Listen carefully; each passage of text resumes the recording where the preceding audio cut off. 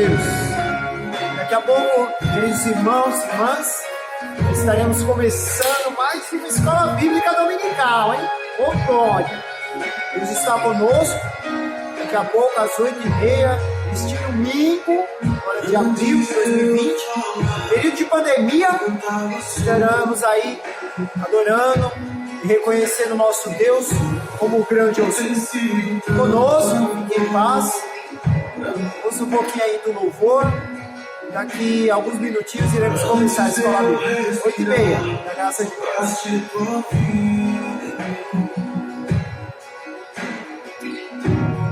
Tu tens sido tão bom pra mim. Oh, impressionante, infinito, eu sábio amor de Deus. Oh, que deixa as 99 só pra me comprar. Eu posso comprar, nem merecer, mesmo assim se entregou. Oh, impressionante, infinito, eu sábio amor de Deus.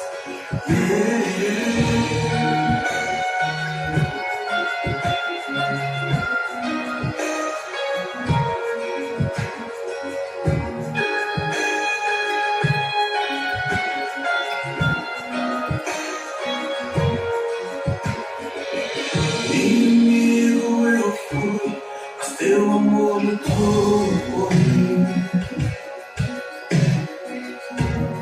Tu tens sido tão bom pra mim.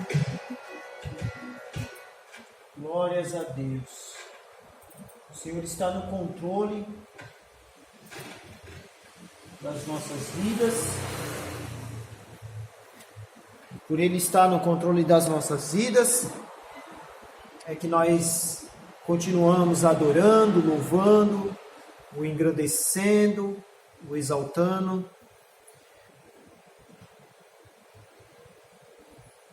Que nesta manhã de domingo, nós possamos continuar adorando e exaltando o nosso Deus. Nós estamos aí, abril, glória, e nós terminamos aí este domingo o livro de 2 Coríntios. Entraremos em Gálatas e até quinta-feira começa aí, em quinta-feira, Efésios.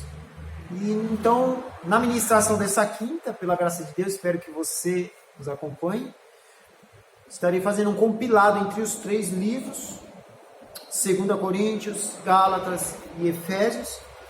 E que você possa estar lendo a palavra de Deus junto conosco. Se você que está assistindo esse vídeo não está lendo a palavra de Deus, acompanhe com a gente os 2 últimos capítulos hoje, neste domingo, domingo do Senhor. 2 Coríntios, capítulo 12 e 13. Depois Gálatas, 2 capítulos por dia. São capítulos curtos, dá para ler tranquilamente. Gálatas do 1 até o 6, 2 capítulos por dia. E na quinta-feira, Efésios 1 e 2, e estaremos aí louvando, adorando e aprendendo mais do nosso Deus. Neste domingo de manhã estaremos na nossa terceira aula sobre a expiação de Cristo, a expiação, derramamento do sangue de Jesus. Por que estudar o derramamento do sangue de Jesus? Porque até hoje ainda existem diversas teorias, entre elas, entre a Reforma Protestante. Nós vamos adentrar agora na teoria da satisfação penal e da reitoral ou governamental. Tá ok? Nós temos aí esse período. Espero que você consiga aí acompanhar comigo a palavra de Deus.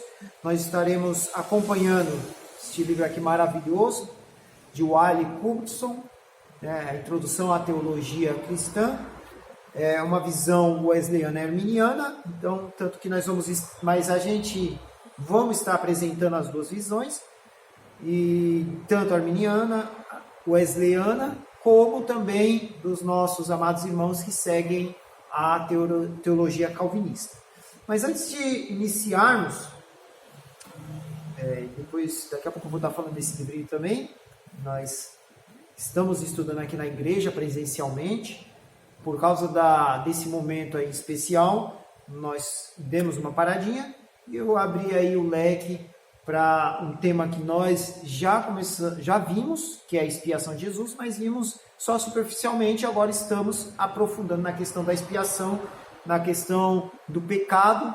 É um dos artigos da Igreja do Nazareno, a expiação, e nós estamos aí aprofundando pela graça de Deus. Então, conosco, vamos louvar um pouco ao Senhor, amém? Vamos louvar um pouco ao Senhor. Não tenho uma grande voz, mas que nesta manhã nós possamos, em graça, nós possamos, em amor, adorar ao nosso Cristo, nosso Salvador. Existe um rio, Senhor, que flui do teu grande amor, águas que correm do trono, águas que curam e limpam, por onde ele passar, por onde o rio passar, tudo vai transformar, pois leva a vida do próprio Deus, e este rio está neste lugar.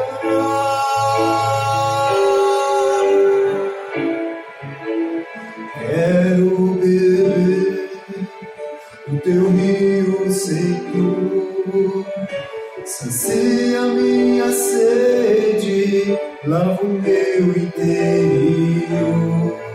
Eu quero fluir em tuas águas, eu quero beber da tua fonte, fonte de águas vivas. Tu és a fonte, Senhor. Que nessa manhã nós possamos adorar ao Senhor.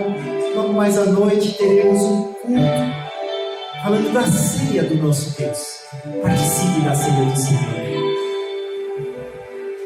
Existe um rio, Senhor, que flui do teu grande amor, águas que correm do trono, águas que curam, que limpam, por onde ele passar, por onde o rio passar, tudo, Senhor, vai transformar, tudo vai transformar, pois leva a vida do próprio Deus, e este rio está neste lugar,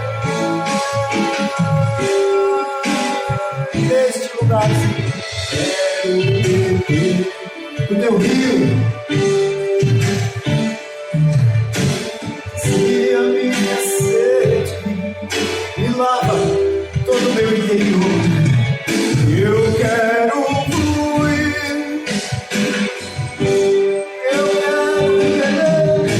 eu quero beber da tua fonte, fonte de águas vivas. Tu és a nossa fonte, Jesus. Tu és o nosso rio, tu és a nossa esperança de salvação. Muito obrigado por ter se entregue naquela cruz, na cruz do Calvário. Muito obrigado, Senhor, por agora nos darmos a esperança de que Cristo ressuscitou dos mortos. A esperança é que nós vamos morar com o Senhor. Fique conosco, Espírito Santo, com o teu carinho, com a tua paz, e com teu cuidado para conosco. Fique conosco durante toda essa escola bíblica dominical, que este primeiro dia desta semana seja transbordante em nós. Toda glória e honra a Ti. Aleluias. Glórias a Deus. Louvado seja Deus, nosso Senhor. Vamos fazer uma oração e vamos iniciar. Deus de amor, de graça, Deus de paz, Deus de justiça, nós, Senhor, entregamos nas Tuas mãos, Senhor, a vida daqueles que estão enfermos nos hospitais, a vida dos moradores de rua, daqueles que estão prostituindo os seus corpos, dos traficantes, daqueles que estão encarcerados, presos. Que a paz do Senhor visite a cada coração e a cada vida, e pela vida dos meus irmãos também, que estão ao redor aí deste país, assistindo este momento pela graça de Deus. Que o Senhor guarde, que o Senhor traga paz aos nossos corações e às nossas vidas, e mais uma vez, Senhor, cuide de nós, nos esclareça a Tua palavra, e converse conosco, Espírito Santo, acerca da Tua vontade, do Teu amor e do Teu querer para junto de nós realizarmos o melhor nessa terra. Um ide, a pregação do Evangelho, falar para as pessoas deste amor verdadeiro e soberano. A glória e a honra a Ti para sempre. Amém. E glórias ao Senhor nosso Deus. Então, teoria sobre expiação. Nós já tratamos aqui de várias questões acerca da expiação. Nós falamos sobre a primeira, são 9 teorias. Nós falamos da primeira, da teoria patrística, da segunda, da teoria de Anselmo,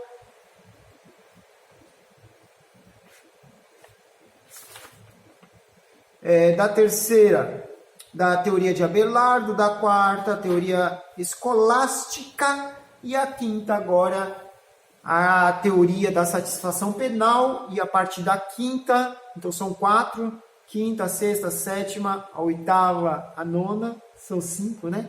São 5 isso, foram 4, vou explicar a separação, foram 4 gerais, nós falamos até das questões da expiação, conforme a Igreja Católica Romana defende e acredita, e agora nós vamos entrar pós-reforma, 5 teorias aí pós-reforma. Primeiro a teoria que nós vamos falar da satisfação penal, e depois vamos falar da teoria reitoral. Vamos falar só essas duas hoje, na próxima aula a gente vê se consegue fazer um compilado aí das próximas 3, porque essas próximas 2 aqui que nós vamos tratar,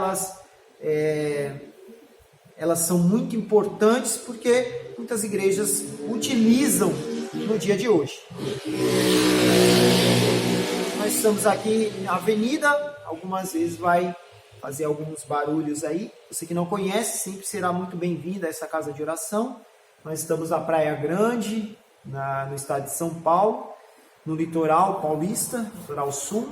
Nós estamos na Avenida Presidente Kennedy 2663, uma avenida bem localizada, uma avenida que tem trago bênçãos para essa casa de oração há mais de uma década, abençoando famílias em volta aqui e nesta cidade.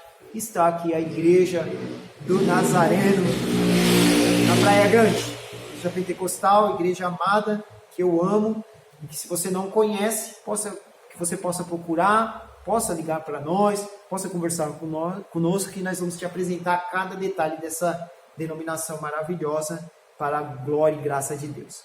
Então, a teoria da satisfação penal, essa teoria, ela está sustentada geralmente pela Igreja Reformada, é conhecida frequentemente como a teoria calvinista, pela defesa que ela é apresentada.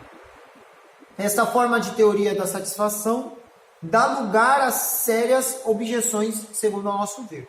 Mas eu vou falar, segundo Oddi, no seu esboço da teoria, sobre como ele vê essa questão da expiação do sangue. Em 4 pontos ele divide da seguinte forma: o pecado de si mesmo merece a ira e a maldição de Deus. O pecado em si mesmo, não o ser humano. O pecado que o ser humano está condicionado. Segundo ponto, Deus está disposto, pela própria excelência da sua natureza, a tratar as criaturas tal como merecem. Terceiro, para satisfazer o juízo reto de Deus, O Filho assumiu a nossa natureza humana, natureza carnal. Tornou-se sujeito à lei de Moisés, lei atual dos romanos, cumpriu toda a justiça e sofreu o castigo dos nossos pecados. Quarto ponto. Pela sua justiça, os que creem constituem-se justos, aplicando-se-lhes o mérito de Cristo, de tal maneira que são considerados como justos diante dos olhos de Deus. E aí eu tirei os 4 pontos, li para vocês, e de repente você ouviu tranquilamente e falou, ué, normal, não tem nada aí de extenso, de sectário, ou de objeção, como eu li aqui a frase. Mas nós vamos ver que por essas definições, nós que acreditamos numa linha de raciocínio da expiação de Cristo, arminiana e wesleyana, você vai observar que nós temos objeção. Mas não é porque nós temos objeção que nós somos contra os irmãos. Nós somos contra esse tipo de doutrina, esse tipo de ensinamento, né? Mas nós amamos os irmãos calvinistas, os irmãos que seguem essa linha de calvinista, como eles também nos amam.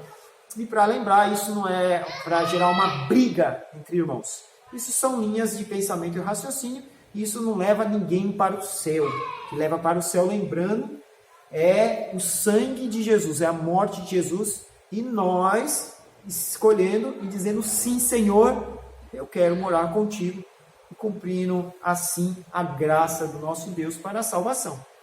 Não por merecimento, mas por graça. Então vamos lá. Objeções. Primeiro, se Cristo levou o castigo do pecador, conforme eu li aqui no primeiro ponto, como substituto, então o pecador está incondicionalmente livre dele. Posto que nem o pecador, nem o substituto podem ser castigados justamente pela mesma ofensa. A teoria, portanto, leva necessariamente ao universalismo. Por um lado, ou a eleição incondicional pelo outro. Então, por causa isso daí gera uma problemática, segundo a nossa vista, né? Porque o ser humano ainda continua carregando o pecado. Mesmo quando aceita Jesus, pastor, sim.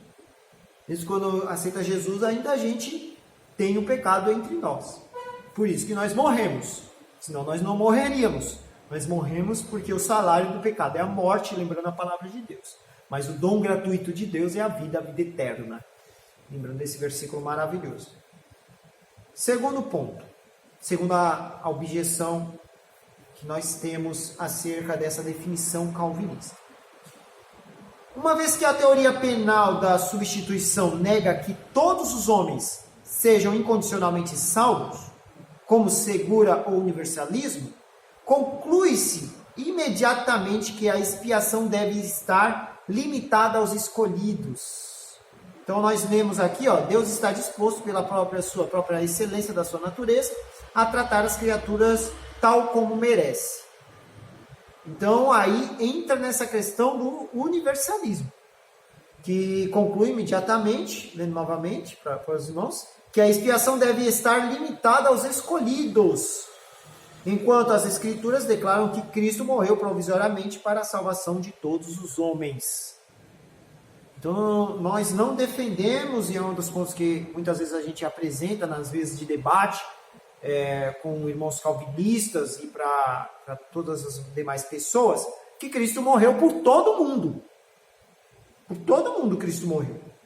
Aí cabe a pessoa querer aceitar ou não a expiação de Cristo. Mas ela não morreu só por umas pessoas escolhidas, só por um pouco, ou só por aqueles que vão receber alguma iluminação divina. Não, para todos. Aí cabe o homem querer ou não essa expiação. Ah, mas depois que ele aceita, ele é escolhido, ele é chamado. Ele é chamado, disse sim para o chamado, mas a palavra de Deus declara que são poucos os escolhidos. Muitos são chamados, mas poucos os escolhidos. Ah, pastor, então, isso que o senhor está falando, então na defesa calvinista não entra. Por quê? Porque são para todos. Todos. Se todos disserem sim, Jesus, todos vão morar com ele, vão ser salvos. Todos irão morar com Cristo e serão salvos. Agora, se preferirem um não, é o que é pior. A teoria da satisfação leva, logicamente, também ao antinomianismo, ou à desconsideração da lei. Aí pega pesado, né? Sustenta que a obediência ativa de Cristo é imputada aos crentes de tal maneira que é estimada por Deus como se fosse realizada por eles. No sentido, isso faz da obediência de Cristo algo supérfluo. Então você não precisa mais obedecer a Cristo. Por quê? Porque ele já derramou o sangue. Porque ele já fez, ele já levou sobre si todo o seu pecado. Se ele levou sobre si o seu pecado, que obediência mais você tem? Você não precisa mais de obediência a nada. Porque você já vai ser um salvo, você já foi eleito, você já é um escolhido. E aí? Posto que se ele fez tudo o que a lei requer, porque estamos sob a necessidade de ser livres da morte, então, já que ele pagou o preço e agora nós não temos esse pecado todo, então nós não vamos morrer. Pelo contrário, nós iremos morrer sim. Também, se a obediência ativa de Cristo toma o lugar da obediência do crente, deixa de lado a necessidade da obediência pessoal a Deus. Finalmente, este tipo de satisfação não pode ser assim chamada, porque em verdade é mera execução de tudo o que a lei exige.